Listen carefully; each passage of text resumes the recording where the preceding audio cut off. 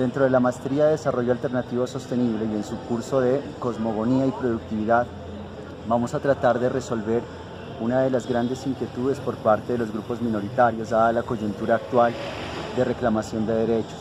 Sin embargo, este proceso inicia con precisamente la mitología, la dimensión cultural y la cosmogonía de sus territorios. En este momento nos encontramos básicamente con uno de esos procesos de resistencia frente a un elemento representativo como es el volcán Galeras y las comunidades que en este lugar habitan. Una de estas comunidades es el Cabildo de Genoy, donde tenemos una de sus representantes que nos va a ampliar un poco más con detalles acerca de los mitos y la cosmogonía de su territorio, atada a ese contexto cultural, económico y geográfico de donde se dependen muchas de sus elementos representativos.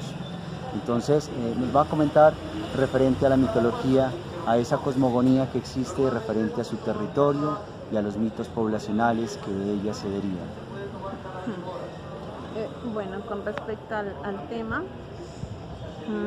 digamos que bueno, me considero una mujer joven, pero realmente afortunada porque dentro de lo que es el proceso del Cabildo Indígena de Genoy se ha logrado como conocer, aprender e ir dejando en la memoria a través del tiempo muchas de las cosas que nuestros mayores sabían.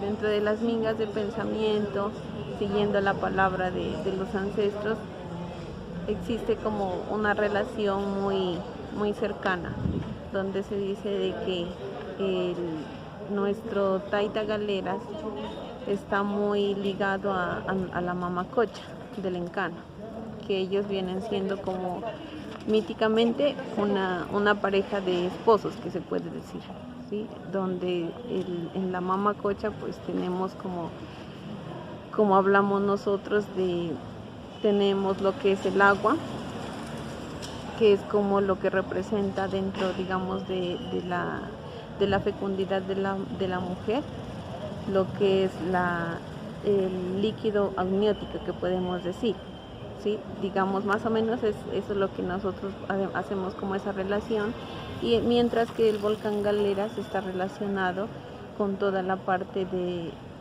también digamos, de recibirnos cuando llegamos al mundo. ¿Recibirnos en qué manera? En que el Galeras para nosotros es una tierra muy fértil, donde después de mantenernos 9 meses en el vientre de nuestra madre, llegamos a la tierra, en este caso a la tierra, al pie de nuestro Galeras, donde nosotros sabemos de que de él depende nuestra vida. Respecto entonces a los mitos sagrados representativos en su cosmogonía, ¿cuáles sobresalen en su territorio? Bueno, con respecto a la mitología, aunque nosotros no hablamos de mitología, hablamos más que todo de la oralidad, porque todo se mantiene para nosotros a través de la palabra. Si tenemos conocimiento de un mito que le llaman, pues digamos, o lo conocemos así como el mito del guaguarrayo. Es un mito que está muy relacionado con el territorio. Pues le puedo contar así brevemente el porqué de la relación.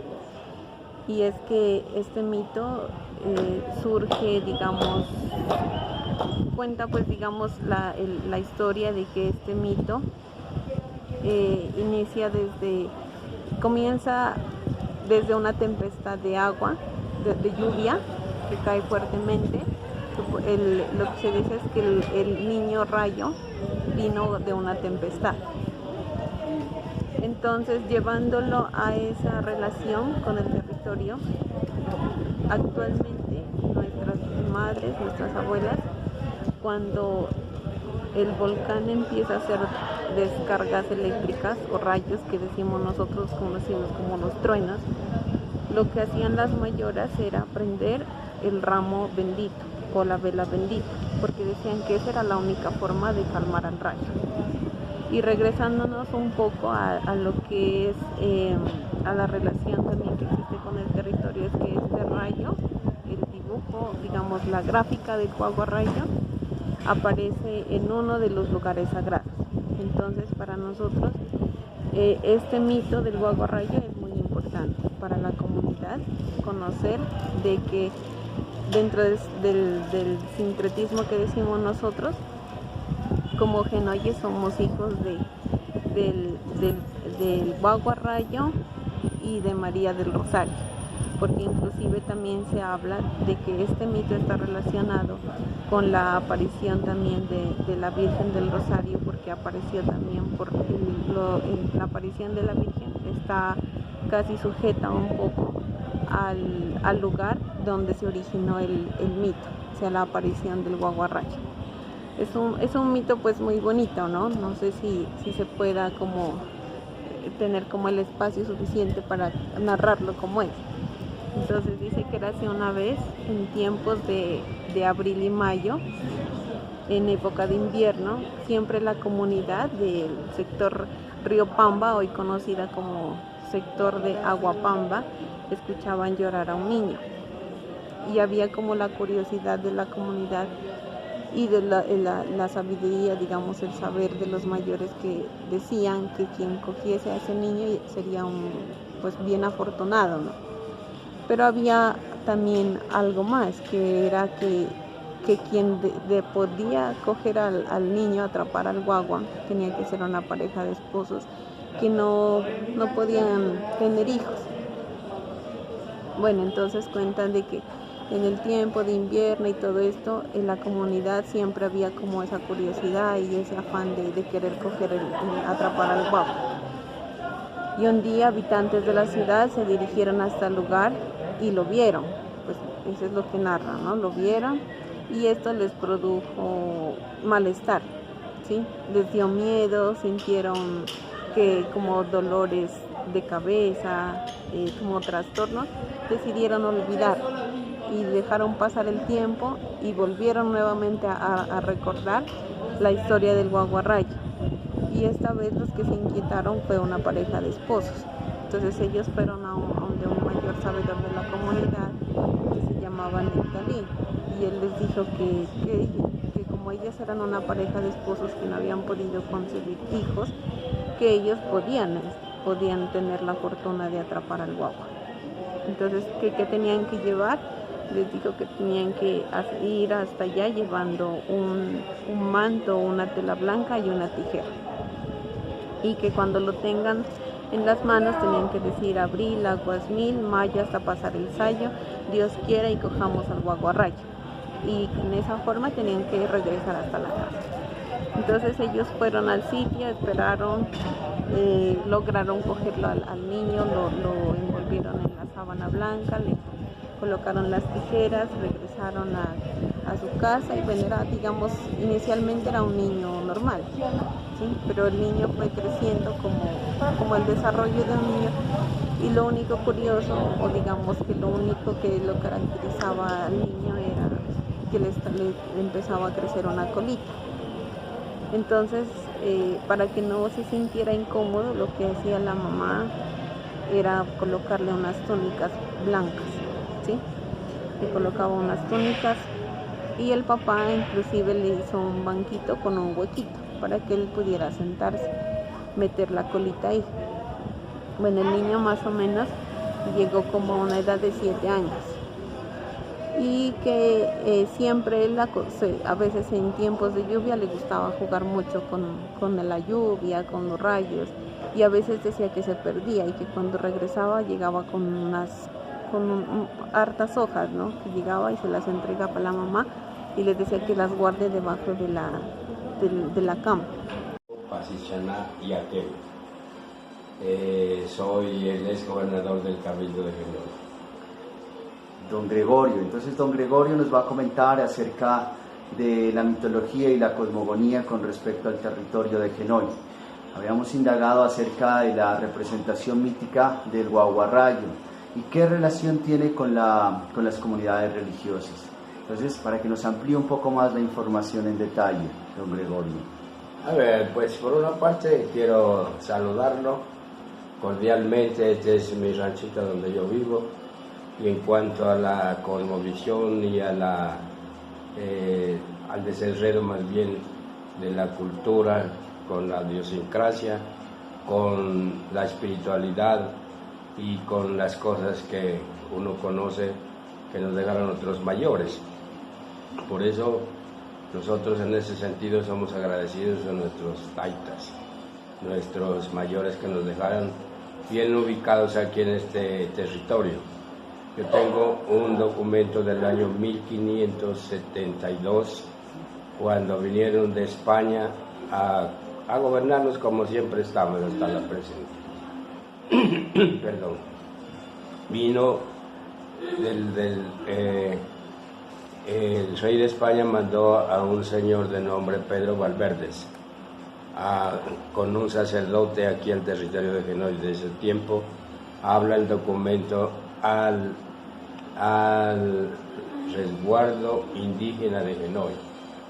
Y llega este señor con un cura, reúne al cacique de ese tiempo que se llamó de nombre o de apellido Sinsajoa, y habla con él, y luego llegan a un acuerdo con el encomendero Pedro Valverdes y deja a un sacerdote que dice que viene como como le digo, viene a dirigir y a dirimir las circunstancias de los indígenas o de los otra palabra que hay, de los comuneros. Entonces deja una orden y firman de que el sacerdote debe llevar a una persona que en esos tiempos se llamaba el alguacil, para que lo lleve de una parte a otra, les dé la tarea de darle al sacerdote, los demás comuneros, un cordero semanal, darle no sé cuántos huevos diarios para la alimentación, y que lo ande llevando y un caballo para que vaya. Entonces, y que de allí se siga reuniendo y siga él adiestrando a los indígenas. Entonces, este territorio ya no era como pronto dicen el descubrimiento de América, fue un atropello que hicieron los españoles con nuestro territorio.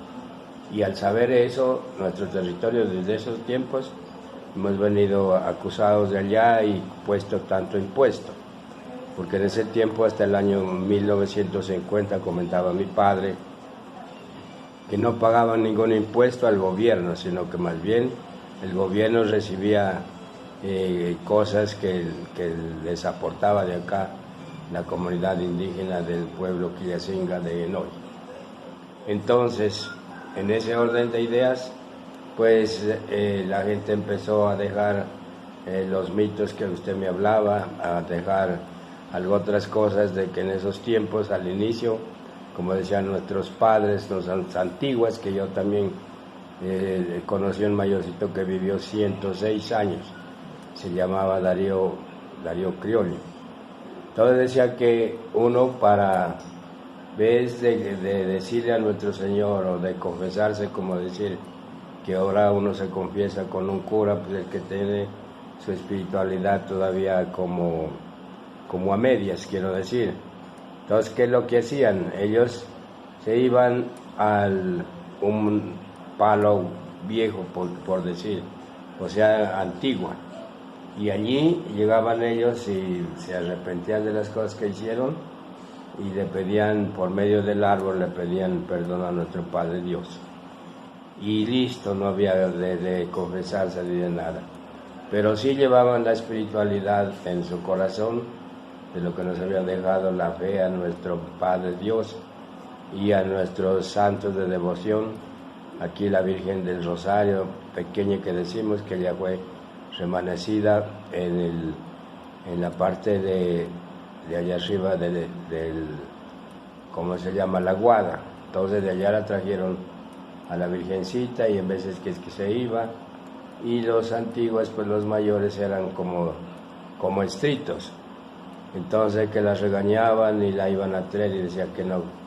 Y al fin, pues le tocó adiestrarse aquí a la iglesia, porque ella, según se entendía, era que quería que ojalá le hagan su iglesia allá donde ella se apareció. Pero bueno, no se pudo, entonces en ese orden de ideas seguíamos nosotros, como decían nuestros padres, con el cabildo, era el que tenía las potestades de las tierras, y cada persona que de pronto ya se casaba, decían ellos, un hombre emancipado.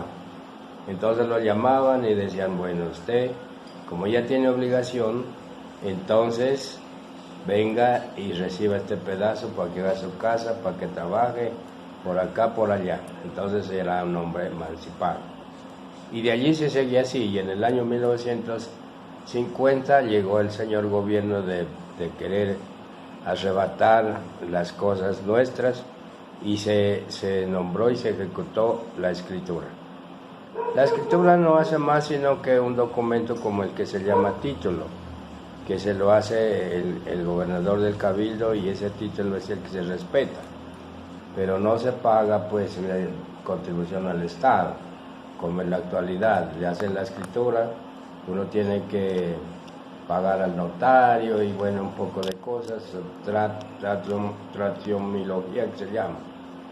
Pero bueno, todas esas cosas pues hemos resistido, hemos pasado, y de lo anteriormente, esto pues ahora ya está bastante poblado. En esos tiempos que más o menos eran cuando mucha gente había, por allá en el año 1900, en el 1890 o algo así, éramos como 25 casas en total.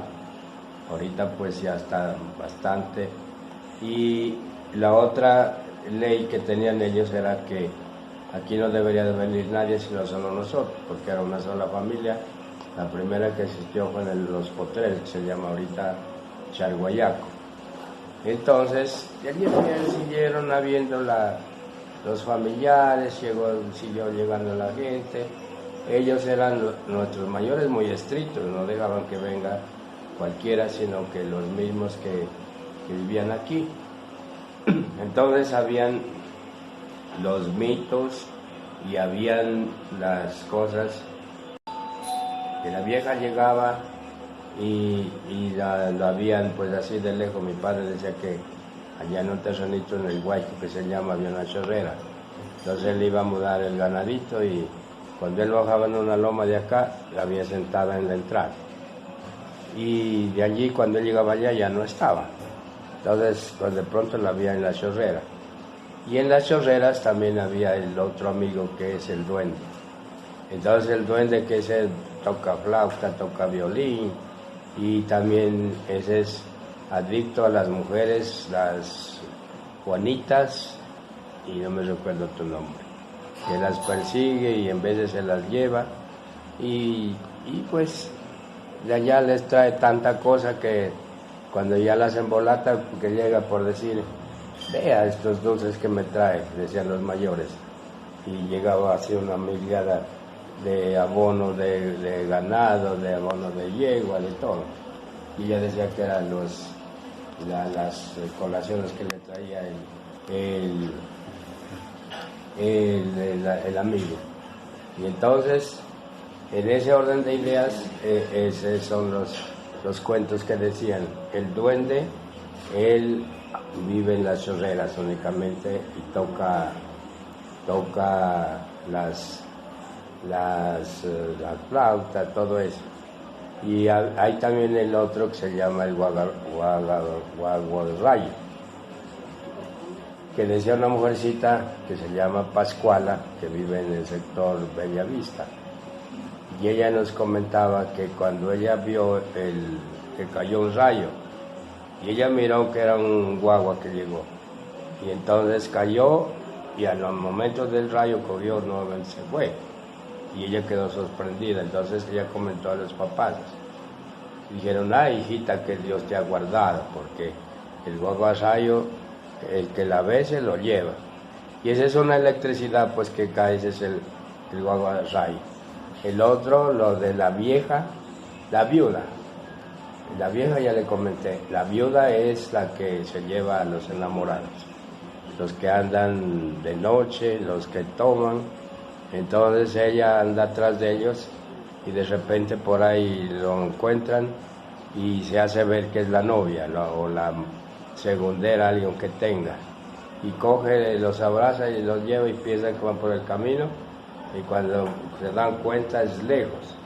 Tengo algunos amigos que dicen que los llevó abajo a las quebradas, otros que los dejaba aquí en el cementerio, que ven unos palos grandes de ciprés, y otros que los dejaba subidos allá arriba, sino abrazado a una tumba. Pero esa se llama la viuda. Y en ese orden de ideas, pues yo le tengo tantas cosas para comentarle, pero pues en estos momentos no tengo, como decir, el hilo de la mente para recordar todas las cosas que existen anteriormente. Pero lo más fundamental y lo que yo le cuento es eso, de los mitos que se denominan aquí en Genoy, y de los dichos también anteriormente que sembraban. El maíz es la comida más antigua y el alimento más importante para la comunidad indígena y luego campesina. Todos en Latinoamérica, todos somos indígenas, sino que con la venida de los españoles que van cambiando como en todo, viene un dicho, vea este, viene otro, la forma hasta de construir las casas, como usted ve ahora, es muy diferente. Entonces lo olvidan de lo antiguo. Entonces el maicito estuvo, cuando le digo yo, en el año 1572. La comida ancestral, esa de este maíz que se lo siembra, se hace la primera comida que se llama la horneada en ese tiempo. Hoy la sopa de maíz. Luego de ahí mismo del maíz viene el mote. Y del mote vienen los envueltos que se hacen, las arepas de maíz. Bueno, ya tiene un proceso de que las mismas mayores anteriormente la mazamorra la sobaban en unas piedras, entre piedras, para ver de hacer. Y lo mismo para todo, eran unas piedritas que vienen, así, y otra grande, una chiquita, la guagua que decían. Entonces con ella sobaban y allí lo acomodaban al maíz. El maíz es el alimento más importante de Latinoamérica, como le digo, y de eso ya, por lo menos el plátano, todo eso son cosas que han venido o que han criado en la naturaleza, sino que ahorita pues ya lo cultivan para el sustento de todos, no solamente los indígenas, sino también campesinos. Los campesinos son las personas que dicen, yo que es que voy a ser indígena, pero el que sabe, conoce a fondo las cosas, para mí por lo menos, la riqueza más grande es decir que a mí me digan que soy indígena. Al hablarme de indígena me están reconociendo mi espiritualidad y mi identidad, mi cultura, lo que yo soy. Pero si a mí me dicen es un campesino, es como decir un llegado, que yo viene de otro lado y no conocen las costumbres que yo tengo, ni conocen las costumbres de nuestro territorio. Por eso decimos que los indígenas, si en realidad somos de aquí, este territorio, somos originarios y conocemos nuestra naturaleza, como les digo, uno se comunica con los montes, con los árboles, con lo que sea. Y la idiosincrasia de uno, cuando yo por lo menos voy a visitar acá un terrerito que tengo, la señal es que cuando uno, la espiritualidad, es santiguarse, salir de la casa. Y allá la Virgen del Rosario de aquí. La Virgen de las Lajas es la que me ha dado la vida, porque son etapas y faenas de la vida que uno se le da.